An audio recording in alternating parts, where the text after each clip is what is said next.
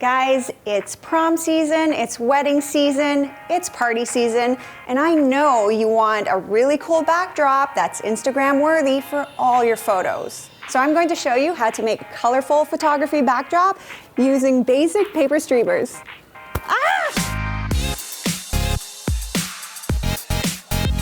I began by looping paper streamers into pom-pom type bunches.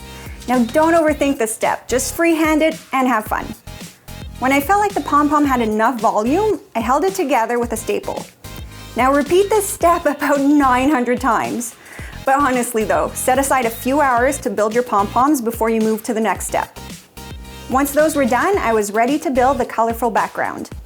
I attached plastic garden trellis, you know, the type that you'd use in your garden for your tomatoes, to a frame that we created with our photography equipment. But you could do this at home with a broomstick or shower rod, anything really.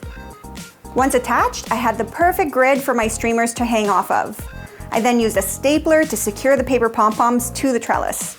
I made clusters of color for big impact and worked my way across the plastic net. And there you have it, an easy Instagram-worthy background made with party streamers and garden trellis.